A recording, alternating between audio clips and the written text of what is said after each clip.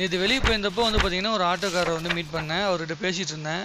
Travel பண்ணிட்டு இருக்க டைமில் வந்து பேசிகிட்டு இருந்தேன். அப்போ வந்து அவர் சொன்னார் வந்து பார்த்தீங்கன்னா, காசு கொடுக்குறப்போ வந்து பார்த்தீங்கன்னா என்னோடய ஃபோனில் வந்து எப்பயுமே வந்து தலைவரோட வால்பேப்பர் வச்சுருப்பேன். எனக்கு பிடிக்கும் அப்படின்னா தலைவரோட வால்பேப்பர் வச்சுருப்பேன். அதை பார்த்துட்டு நீங்கள் இவர் ஃபோட்டோலாம் ஏன் வச்சுருக்கீங்க அப்படின்னு சொல்லி கேட்டார். ஏன் வைக்கக்கூடாது அப்படின்னு சொல்லி கேட்டேன். இல்லை இவரெலாம் என்ன பண்ணிட்டார் நாட்டுக்காக, ஏன் இவர் ஃபோட்டோலாம் வச்சுருக்கீங்க அப்படின்னு சொல்லி கேட்டேன். எதுக்கு பண்ணணும் அப்படின்னு சொல்லி நான் கேட்டேன். இல்லை இவர் தான் அரசியலுக்கு வரலாம் சொல்லிட்டு இருக்காரு அப்படின்னு சொல்லிட்டு அவர் வந்து நம்மளுக்கு ஏதாவது செஞ்சால் தானே நம்மள அவருக்கு வந்து பண்ணுவோம் அப்படின்னு சொன்னார். ஏன் இது வரைக்கும் செஞ்சதெல்லாம் பத்தாதா அப்படின்னு சொல்லி கேட்டேன். என்ன பெருசாக பண்ணிட்டாரு அப்படின்னு சொல்லி அவர் கேட்டார். அதுக்கு தானே அவருக்கு சில பதில்கள் நான் சொன்னேன். தலைவர் ரஜினிகாந்த் இவரை பற்றி வந்து நம்ம நிறைய விஷயம் பேசிடலாம். இவர் ஏன் பிடிக்கும், எத்தனை மக்கள் ஏன் வந்து இவருக்காக ஃபேனாக இருக்காங்க, ஏன் இத்தனை பேர் பக்தர்களாக இருக்காங்க, இந்தளவுக்கு ஏன் பைத்தியக்காரத்தனமான ஃபேன்ஸ் எப்படி இருக்காங்க அப்படிங்கிற விஷயத்தெலாம் நம்ம நிறைய பேசியிருப்பாங்க. ஏகப்பட்ட பேர் பேசிட்டாங்க. நம்மளும் அதை பற்றி பேசுவோம். ஆனால் அதுக்கு முன்னாடி ஒரு மனுஷனை வந்து பார்த்திங்கன்னா சக்ஸஸ் ஆகிறதுக்கப்புறமேட்டு அவனுக்கு அந்த ஹேட்டர்ஸுங்கிற ஒரு கும்பல் வந்து தானாகவே க்ரியேட் பண்ணுவாங்க. ஏன்னா அப்போ தான் அவங்களால ஷோ ரன் பண்ண முடியும். மீடியாவாக இருக்கட்டும், எதுவாக இருந்தாலும் ஷோ ரன் பண்ண முடியும். அதை வச்சு தான் வந்து நம்ம போடுறப்ப தான் நம்ம போய் பார்ப்போம். ஏன் இந்த வீடியோவில் வந்து இப்போ வந்து ஒய் பீப்புள் ஹேட் தலைவர்னு சொன்னதுக்கப்புறம் தான் பாதி பேர் உள்ளே வந்து பார்ப்பாங்க. இந்த வீடியோவில் இவன் என்ன சொல்லி கிழிச்சிருக்கான் அப்படின்னு சொல்லிட்டு வந்து உள்ளே போய் பார்ப்பாங்க. ஏன்னா நம்ம எல்லாருமே அந்த நெகட்டிவான விஷயத்தையே வந்து நம்ம பார்த்து நெகட்டிவான விஷயத்தை கிரிட்டிசைஸ் பண்ணியே நம்ம பழகி சரி விஷயத்துக்கு வருவோம். ஏன் வந்து தலைவரை வந்து வெறுக்கிறாங்கன்னு சொன்னார்ல, நான் ஆட்டோ டிரைவர் சொன்ன மாதிரி தான் இவர் வந்து தமிழ்நாட்டுக்கு எதுவுமே வந்து பண்ணுறதில்ல அப்படின்னு சொல்லிட்டு. என்ன பண்ணணும், நடிகன் அப்படின்னு ஒருத்தர் உள்ளே வரான், சினிமாவில் நடிக்கணுங்கிறது அவரோட ஆசையாக உள்ளே வராரு. உள்ளே வந்ததுக்கப்புறமேட்டு நடிக்க சான்ஸ் கிடைக்குது.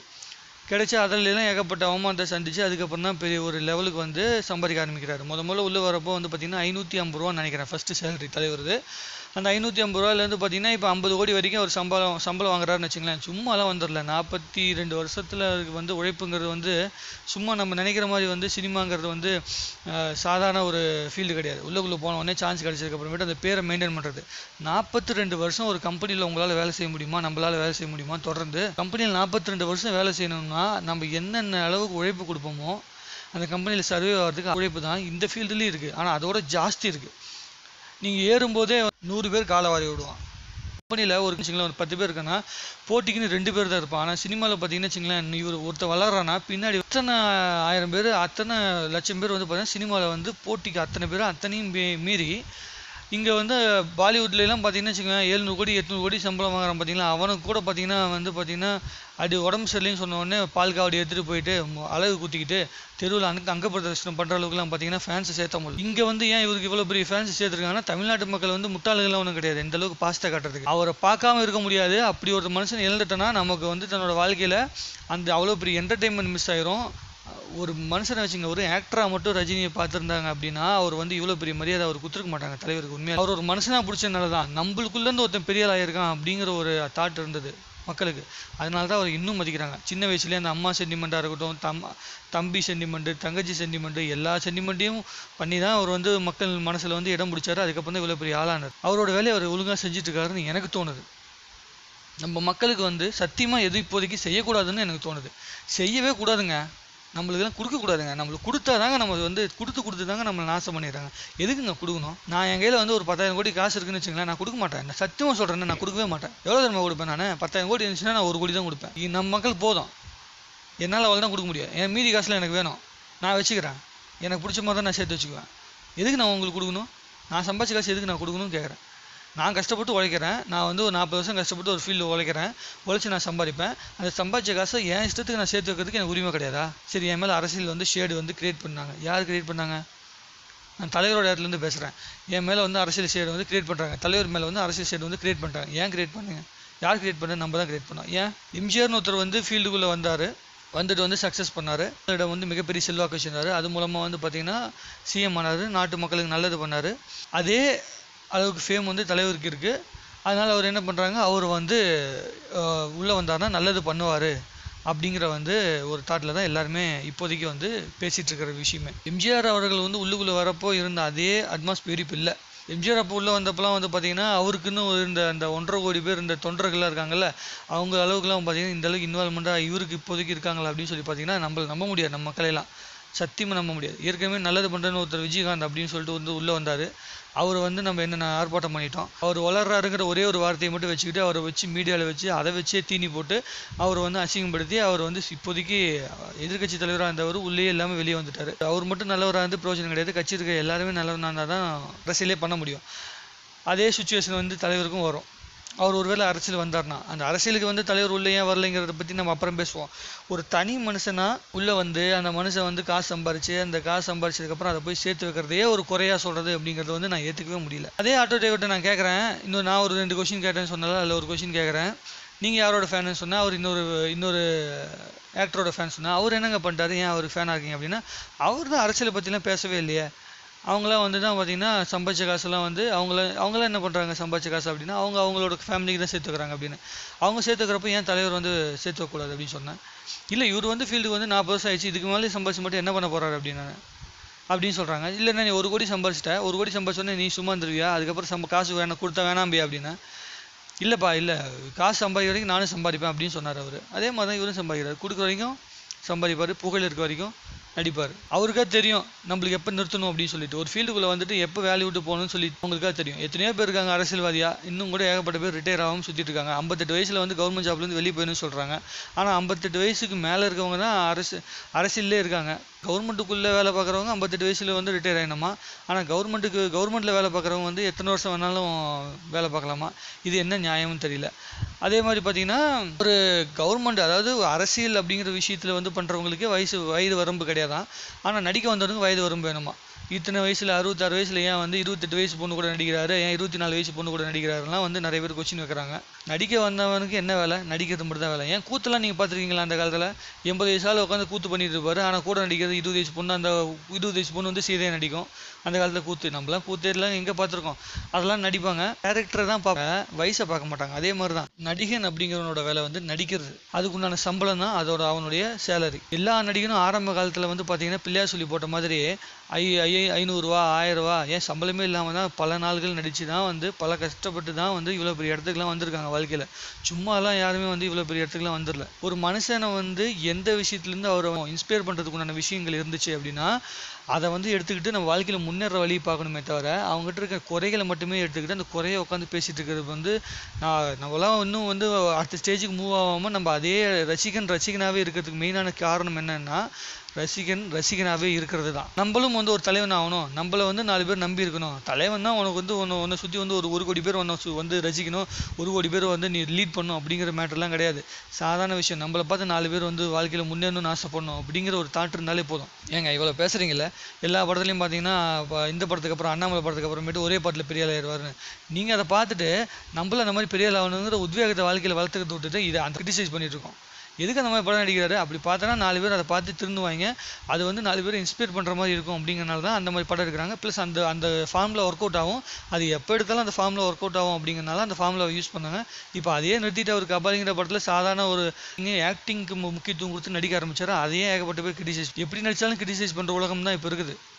ஒருத்தன் வந்து பாசிட்டிவாக பேசிட்டு இருக்கானா அவனுக்குன்னு ஒரு தலைவனை வச்சுக்கிட்டு அந்த தலைவனை பெரிய ஆளாக்கணும் அப்படிங்கிறதுக்காக இன்னொரு தலைவனை கேவலமாக தான் பேசிட்டு. நம்ம எல்லாத்துக்கும் சொல்லிக்கிற ஒரே ஒரு விஷயம் என்னென்னா ஒரு மனுஷனோட பர்சனல் விஷயத்தை நோண்டாதீங்க. பர்சனல் விஷயம் அது பர்சனலான விஷயம் நிறைய இருக்குது. சம்பாதிக்கிற காசு அத்தனையுமே அவனோடது. அவன் என்ன வேணாலும் பண்ணலாம் அந்த காசை வச்சு. அந்த காசை வந்து கேட்கறதுக்கு நம்ம உரிமையே கிடையாது. நாட்டுக்கு நல்லது பண்ணுறேன்னு சொல்லி அரசியலுக்கு வந்த பல தலைவர்கள் சும்மாவே இருக்காங்க. வரும் எலெக்ஷன் அப்போ மட்டும் வந்து மேடையை பிடிச்சி கதறன்னு கதறாங்களே தவிர அதுக்கப்புறமேட்டு நாட்டு மக்களுக்கு ஒரு இலவும் பண்ணுறதில்ல. ஆனால் அவங்களெல்லாம் நம்ம கேள்வி கேட்க தயாராக இல்லை. ஏங்க நம்ம ஏரியாவில் இருக்க சாதாரண வந்து வார்டு மெம்பரை கேள்வி கேட்கறது கூட நமக்கு வந்து தைரியம் இல்லை. உண்மையாக சொன்னால் தைரியம் கிடையாது. அவங்ககிட்டே நம்ம காசு கொடுத்து தான் வேலை வாங்கிக்கிறோம். இவர் நம்ம கொடுக்குற காசுனால வந்து தன்னோட வாழ்க்கையே வந்து பார்த்திங்கன்னா மக்கள் கொடுத்த தமிழ்நாட்டு மக்கள் எனக்கு போட்ட பிச்சை அப்படின்னு சொல்கிறாரு. என்னை வாழ வைக்கிற தெய்வங்களாகி தமிழ் மக்கள்னு சொல்கிறாரு. தெய்வம்னு உங்களை சொல்லிட்டாரு. நீங்கள் போட்ட பிச்சை தான் தன்னோட வாழ்க்கைன்னு சொல்லிட்டாரு. இதுக்கப்புறம் அந்த மனுஷன்ட்டு நீங்கள் என்ன எதிர்பார்க்குறீங்க எனக்கு புரியல. நிலைப்பாடை மாற்றிக்க மாட்டேன்றாரு. நிலைப்பாடே இல்லை, ஒரு விஷயத்தில் வந்து நிலைப்பாடே இல்லை அப்படின்ட்டு. அவர் ஒரு விஷயத்தில் நிலைப்பாடாக தான் இருக்கார். அதை வந்து மீடியா எப்படி ஃபோக்கஸ் பண்ணுதோ அதுக்கு தகுந்த மாதிரி எல்லாமே மாறிக்குது. அதே மாதிரி இன்னும் சில பேர் வந்து சில குறைபாடு சொன்னாங்க. ரஜினி சார் அவருடைய ஸ்கூல் ஒன்று இருக்குல்ல, ஆசிரமம் ஸ்கூல் இருக்குது. அந்த ஸ்கூலில் ஏகப்பட்ட காசு வாங்குறாங்க. எவ்வளோ காசு வாங்குறாங்க தெரியுமா? எவ்வளோ தூரம் தெரியுமா அதெல்லாம் காசு வாங்குறாங்க அப்படின்லாம் பேசிகிட்டு இருந்தாங்க. ஓகே எவ்வளோ பேர் காசு கொடுக்க தயாராக இருக்காங்கன்னு முதல்ல தெரியுமா நமக்கு? ஏங்க ஊரில் 1000 ஸ்கூல் இருக்குது, கவர்மெண்ட் ஸ்கூல் இருக்குது. கல்வி கொடுக்குற கவர்மெண்ட் ஸ்கூலில் போய் யார்? அப்துல் கலாமே கவர்மெண்ட் ஸ்கூலில் தான் படித்தார். அவர் மாதிரி கொண்டு போய் உங்களை வந்து கவர்மெண்ட் ஸ்கூலில் சேர்த்த மாட்டீங்க. வேணும்னே வீம்புக்குன்னு போயிட்டு நீங்கள் ப்ரைவேட் ஸ்கூலில் வந்து லட்சக்கணக்கில் கொடுத்து சேர்த்துவீங்க. நீங்கள் கொடுக்க தயாராக இருந்தாங்கன்னா வாங்க தான் செய்வாங்க எல்லாருமே. நான் ஒரு சின்னதாக ஒரு கொஷின் கேட்குறேன், தப்பாக நினச்சிக்காதீங்க. எம்ஜிஆர்னு ஒரு மனுஷன் இருந்தார். அந்த மனுஷன் ஆரம்பித்த கட்சி தான் வந்து தமிழ்நாட்டில் இருக்குது. அந்த கட்சியில் எம்ஜிஆர் இருந்தப்போ அந்த ஆட்சி எப்படி இருக்கோ அதே மாதிரி ஆட்சியாக இப்போ நடந்துகிட்ருக்கு. அண்ணான்னு ஒருத்தர் கட்சி ஆரம்பித்தார், அந்த கட்சி தான் இப்போ இருக்குது. அந்த கட்சியில் இருக்க அதே ஆட்சியாக இப்போ நடந்துகிட்ருக்கு. சேவை பண்ண வேண்டிய சுச்சுவேஷனில் இருக்கிற யாருமே நம்ம கேள்வி கேட்குறதில்ல. நடிக்கணும்னு வந்தவன், நம்மளை நம்பி நடிக்கணும்னு வந்த அந்த மனுஷன் நம்மளை நம்பி தானே வந்திருக்கான். அதனால் அவன் என்ன வேணாலும் கொஷின் கேட்கலாம் அப்படிங்கிறனால நீங்கள் வந்து ஒரு கலைஞன்னு கொஷின் கேட்குறீங்க. கலைஞனோட வேலை நடிக்கிறது, நடித்து சம்பாதிக்கிறது, அதுக்குண்டான சன்மானத்துக்கு அதுக்குண்டான சன்மானத்துக்கு நன்றியை வந்து வாழ்க்கை ஃபுல்லாக மறக்காமல் இருக்கிறது. தலைவர் வந்து நன்றி மறக்கவே கிடையாது. அது வந்து ஒரு மனுஷன் உயிரோடு இருக்க வரைக்கும் அவன் என்ன பண்ணிட்டு இருக்கான், ஏது பண்ணிட்டு இருக்கான்னு தெரியாது. அதே மாதிரி இன்னும் ஒரே ஒரு விஷயம் நல்லா சொல்லிக்கிறேன். ஒரு மனுஷன் நல்லது பண்ணுறான்னு சொல்லிட்டு செய்ய மாட்டான். அவன் என்னென்ன நல்லது பண்ணுறான்னு உள்ளுக்குள்ளே போய் பார்த்தா தான் தெரியும். அது நமக்கு தெரியாது. ஒருவேளை தலைவர் வந்து இறந்ததுக்கப்புறமோ அதுக்கப்புறமேட்டு அவரோட சொத்து வந்து பார்த்திங்கன்னா ராகவேந்திரா கல்யாண மண்டபம் வந்து ராகவேந்திரா ட்ரஸ்ட்டுக்கு வந்து போயிடும். மொத்த காசு அதில் வர எல்லா காசுமே வந்து பார்த்திங்கன்னா மக்களுக்கு தான் போகும்னு சொல்கிறாரு. அந்த மக்களுக்கு தான் போகுங்கிறது அத்தனை விஷயத்துலையும் வந்து பார்த்திங்கன்னா ஒரு சின்ன உதாரணம் சொல்கிறேன். அந்த மண்டபத்தில் வேலை செய்கிற கிட்டத்தட்ட 500 பேருக்கு மேலே இருக்காங்க. அத்தனை பேருக்குமே 25 லட்ச ரூபாய் கிட்ட வந்து பார்த்திங்கன்னா இன்சூரன்ஸ் எடுத்து அத்தனை பேருக்கு வந்து ப்ரீமியம் கட்டிட்டு இருக்காரு தலைவர். இது பல பேருக்கு தெரியுமா தெரியாதா தெரியாது. ஏன் வந்து அவர் வந்து மதிக்கணும், ஏன் வந்து அவரை நான் ஹேட் பண்ணல, ஏன் அவருக்கு நான் ஃபேனாக இருக்கேன். நான் வந்து பார்த்தீங்கன்னா வெறும் வந்து ஒரு படத்தை பார்த்துட்டு படத்தை வந்து என்னை வந்து அவர் மறக்கடிச்சிட்டாரு, அதனால் மட்டும் அவருக்கு நான் ஃபேனானவன் கிடையாது. என்னை விட இன்னொரு மனுஷனை ரசிக்க வச்சுட்டாரு அப்படிங்கிற அந்த ஒரு விஷயத்தினால மட்டும் ஃபேன் கிடையாது. அவர் பர்சனல் லைஃப்பில் அவர் பண்ணிட்டு இருக்க சில விஷயங்கள். கண்டக்டராக அவர் வந்து கஷ்டப்பட்ட காலத்தில் அவர் கூட இருந்த அத்தனை ஃப்ரெண்ட்ஸ் அத்தனை பேருக்குமே வீடு கட்டி கொடுத்து அவங்களோட பசங்களுக்கு கல்யாணம் பண்ணி கொடுத்து வந்து என்னென்ன படிப்பு நான் செலவு பண்ணுமோ அத்தனை விஷயத்தையும் பண்ணிக்கிட்டு எங்கள் வீட்டிலேயே கூட டெய்லி வந்து மீட் பண்ணிக்கிட்டு மினிமம் 1 hour ஆச்சு தன்னோட வாழ்க்கையில் வந்து நம்ம கஷ்டப்பட்டிருந்த அந்த காலத்தில் நமக்கு உதவி பண்ணவங்களை வந்து மறக்கக்கூடாது, அவங்களுக்கு ஏதாவது செய்யணும் அப்படிங்கிறனால வந்து அத்தனை பேருமே தன்னோட வாழ்க்கையில் தன்னால் முடிஞ்ச உதவி செஞ்சு அவங்களோட வாழ்க்கையில் அவங்களும் சந்தோஷமாக இருக்கிறதுக்குண்டான விஷயத்த பண்ணியிருக்காரு. நம்மளுக்குள்ளே இருக்க எத்தனை பேர் நம்மளுக்கு கிட்ட காசு வந்தால் கூட நம்மளோட ஃப்ரெண்ட்ஸ் அத்தனை பேருக்கும் கொடுப்போம் அப்படிங்கிறத நம்ம வச்சுக்கிட்டு தான் மற்றவங்க நம்ம கொஷினே கேட்கணும். இந்த மாதிரி விஷயங்கள் தான் நம்ம இன்ஸ்பயர் பண்ணி எடுத்துக்கணும். ஒவ்வொருத்தவன் பெரிய ஆளாக இருக்கான். அந்த பெரிய ஆளாகிறப்போ அவன் எங்கிட்ட இருந்து நம்ம எடுத்துக்க வேண்டிய விஷயம்னு சில விஷயம் இருக்குது, விட்டுணுங்கிற சில விஷயம் இருக்குது. சம்பாதிச்சது அவன் காசு, நீ கேட்டாலும் கேட்கலினாலும் அவன் இஷ்டம் இருந்தால் தான் கொடுப்பான். அவன் ஃப்ரெண்டாகவே இருக்கட்டுமே, நம்ம கூட பழகிற ஃப்ரெண்டாகவே இருந்தால் கூட, உயிர் நண்பனாகவே இருந்தால் கூட அவனோட தேவை போக அவனுக்கு கொடுக்க மனம் இருந்தால் தான் நம்ம கையில் கூட பழகிற அவங்களே இருக்கிறப்போ நம்மளுக்கு மேலே இருக்கிற ஒரு ஸ்டேஜில் இருக்கிற அவன் வந்து அவன் சம்பாதிச்சதை அவன் இன்வெஸ்ட் பண்ணி எங்கே வேணாலும் இன்வெஸ்ட் பண்ணலாம். ஏன் தமிழ்நாட்டில் இன்வெஸ்ட் பண்ணல, வெறும் கர்நாடகாவில் இன்வெஸ்ட் பண்ணாலும் அவன் சொத்து அவன் காசு என்ன வேணாலும் பண்ணுவான். இருந்தாலும் என்ன ஊர் அடிச்சா சம்பாதிச்சாரு, அவருக்கு நடிச்சாரு சம்பாதிச்சாரு, நீ கொடுத்த சம்பாதிச்சாரு, அவள் தான். நம்ம காசு கொடுக்குறோம் சம்பாதிக்கிறாரு. 1000 ரூபா கொடுத்து கூட நீ டிக்கெட் வாங்க தயாராக இருந்தீங்கன்னா 1000 ரூபா வைக்க தான் செய்வான் தேட்டருக்காரன், அவர் சம்பாதிக்க தான் செய்வான். டிக்கெட்டை கம்மி பண்ணால் தேட்டருக்காரன் சண்டை போடு. அது வந்து இறங்கி போயிட்டு ஒவ்வொரு தேட்டர்லையும் போய் வந்து ரஜினி சார் போயிட்டு உட்காந்து கேட்டுகிட்டே இருக்க முடியும். அவளை வேல்யூ வச்சாலும் போய் ஃபேன்ஸ் போய் வாங்குவாங்க அப்படிங்கிறனால தான் வேல்யூ வைக்கிறாங்க, அதனால தான் போய் பார்க்குறாங்க. நீ அந்த மாதிரி வேல்யூ வச்சா போய் பார்க்காத, தானாகவே டிக்கெட் குறையும். நீ 120 ரூபா கொடுத்தாலே போதும். தமிழ்நாட்டில் வந்து 3 கோடி பேர் இருக்காங்க, 3 கோடி பேர் 120 ரூபா கொடுத்தாலே போதும். 450 கோடி அந்த சம்பாதிப்பார். அதால் நம்பியிருக்க அவர் மட்டும் சம்பாதிக்க போகிறது இல்லைங்க, அவர் நம்பியிருக்கிற ப்ரொடியூசர் தான் சம்பாதிக்கிறாங்க. தமிழ்நாட்டில் இவர் வரைக்கும் நடிச்சு 160 படம் இருக்குது. 160 படத்தில் 150 படத்துக்கிட்ட வந்து தமிழ் படத்தில் நடிச்சிருக்காரு. அத்தனை படத்துலையும் சேர்த்தா ஒரு 3000 கோடி காசு வரும். 3000 கோடியில் அவருக்குன்னு ஒரு சம்பளம் அப்படின்னு சொல்லி அவர் எடுத்த காசை மட்டும் பார்த்தீங்கன்னா ஒரு 500 கோடியே போதும். 500 கோடி இருக்குதுன்னு வச்சுக்கலாம் ஒரு எக்ஸாம். மீதி காசுலாம் எங்கெங்க போச்சு? தமிழ்நாட்டை சேர்ந்த ப்ரொடியூசர் தானே சம்பாதிச்சாங்க, தமிழ்நாட்டுக்காரங்களுக்கு தானே அந்த காசு வந்து சேர்ந்துச்சு. மக்களிடம் வந்து காசு வாங்கி தான் பொழப்பு நடத்துகிறவங்க தான் கலைஞர். மக்கள் போடுற பிச்சையில் வாழ்கிறவங்க தான் கலைஞர். அவரே சொல்லிட்டாரு, தமிழ்நாட்டு மக்கள் போட்ட பிச்சை தான் என்னோடய வாழ்க்கை, என்னை வாழ வச்சுட்டு இருக்க தெய்வங்கள் தான் தமிழ் மக்கள் அப்படின்ட்டு. தெய்வம் போட்ட பிச்சை தான் வாழ்க்கைங்கிறத புரிஞ்சுக்கிட்டனால தான் அந்த மனுஷன் இவ்வளோ பெரிய உயர்ந்த இடத்துல இருக்காரு. தூட்டுறனாலும் இதில் தான் ஆகிட்டுருப்பான். ஏன் வந்து அவரை பற்றி நீங்கள் திட்டணும்னு ஒரு மெமே கிரியேட் பண்ணி போட்டிங்கன்னா சுற்றி அத்தனை பேர் சப்போர்ட் பண்ணி வராங்கன்னா வெறும் சும்மா வந்து ஒரு ஆக்டர் அப்படிங்கிறனால மட்டுமே வந்து சப்போர்ட் பண்ணுறது கிடையாது. அவர்கிட்ட இருக்க சில நல்ல குணங்கள் எல்லாம் இருக்குல்ல, அந்த நல்ல குணங்கள்லாம் பார்த்து அதை பிடிச்சதுனால அவர் வந்து அந்த சிம்பிளிசிட்டி அவரோட வாழ்க்கையில் வாழ்ந்துட்டு இருக்க அந்த வாழ்க்கையை பார்த்து இன்ஸ்பயர் ஆனதுனால தான் அத்தனை பேரும் சப்போர்ட் பண்ண வராங்க. அத்தனை பேரும் அவர் வந்து தலைவனாக பார்க்கணும்னு சொல்லி ஆசைப்பட்றாங்க. அவர் அரசியலுக்கு ஏன் வரல, அரசியல் வந்து ஏன் அனௌன்ஸ்மெண்ட் கொடுக்குறாரு அப்படிங்கிற விஷயத்தை பற்றி நம்ம மறுபடியும் பேசுவோம், அடுத்த வீடியோவில் இது பேசுவோம். ஏன்னா அது ரொம்ப பெரிய டாபிக், அதில் ஏகப்பட்ட விஷயத்தை டிஸ்கஸ் பண்ண வேண்டிய விஷயம்லாம் இருக்குது. நிறைய விஷயத்தை யோசிச்சு ஒரு தனி மனுஷனாக வெறுக்கிறதுக்கு வந்து அவருடைய பணமும் ஒரு பெரிய பொருட்டாக வந்து அவர் மேலே வைக்கப்படுது.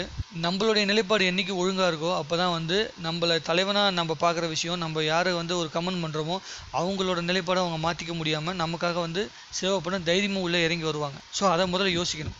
மக்கள் நம்மலாம் வந்து ரொம்ப தெளிவாக இருக்கோமா, ஒரு மாதத்துக்கு தொடர்ந்து ஒரு விஷயத்தையே நம்மளால் பேசிகிட்டு இருக்க முடியல. எல்லாத்தையும் மறந்துட்டு நம்ம அடுத்த வேலையை பார்க்க போயிட்டே இருக்கோம். சுவாதின்னு ஒரு பொண்ணு செத்து போச்சு, அந்த மேட்ரு வந்து என்ன நடந்துச்சு ஏது நடந்துச்சுன்னே தெரியல, உடனே ஸ்கிப் பண்ணி அடுத்த விஷயத்துக்கு நம்ம போயிடலையா? அந்த மாதிரி தான் நம்ம என்றைக்கு நிலைப்பட மாற்றலையோ அன்றைக்கி தான் நம்ம அடுத்த கேள்வி கேட்க உண்டான தகுதி இருக்குது. கலைஞனாக பாருங்கள், நடிகனாக பாருங்கள். அவன் தலைவன் ஆகணும்னு உள்ளே வந்ததுக்கு அப்புறமேட்டு அவன் வந்து சேவை பண்ண தவறுனானா அப்போ கேள்வி கேளுங்க. சேவை பண்ணணும்னு உள்ளே வந்தவங்க இருக்காங்களே அவங்கள கேள்வி கேட்க முதல்ல தொடங்குங்க. அதுக்கப்புறமேட்டு நம்ம மற்றவங்கள பற்றிலாம் பேசிக்கலாம்.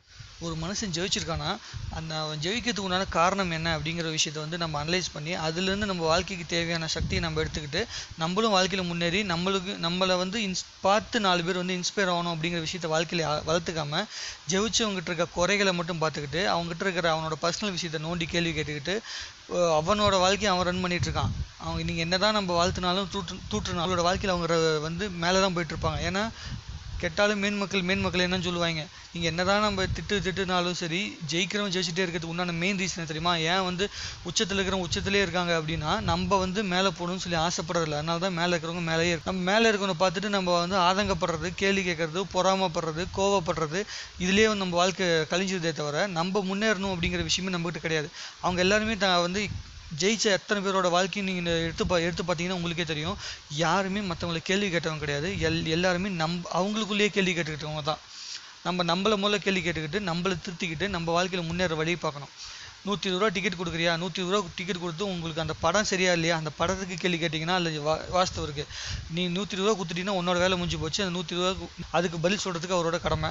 அந்த 120 ரூபா படம் நல்லா இருக்கா, அந்த படம் உனக்கு திருப்தி கொடுத்துச்சா, அதோட உனக்கும் அந்த கலைஞனுக்கு ஒரு இடைப்பட்ட ரிலேஷன்ஷிப் அடுத்த படம் வருதில்ல, அது வரைக்கும் கேள்வி உங்களுக்கு ரூல்ஸ் கிடையாது. அது வரைக்கும் பதில் சொல்ல அவங்களுக்கும் அவசியமும் கிடையாது. ஸோ கலைஞனாக இருக்க விடுங்க. சேவை பண்ண வந்தவங்களை கேள்வி கேட்கறது தொடங்குங்க. நம்மளோட வாழ்க்கைக்கு தேவையான விஷயங்களை மட்டும் ஜெயிச்சவங்ககிட்ட இருந்து மட்டும் எடுத்துக்கங்க. இதில் ஏதாவது மாற்று கருத்து இருந்தாலோ ஏதாவது நான் பாயிண்ட்ஸ் மிஸ் பண்ணியிருந்தாலோ கமெண்ட்ஸில் போடுங்க. பிடிச்சிருந்தா லைக் போடுங்க, பிடிக்கலன்னு டிஸ்லைக் போடுங்க. யாருக்காவது ஷேர் பண்ணுங்கள். நன்றி.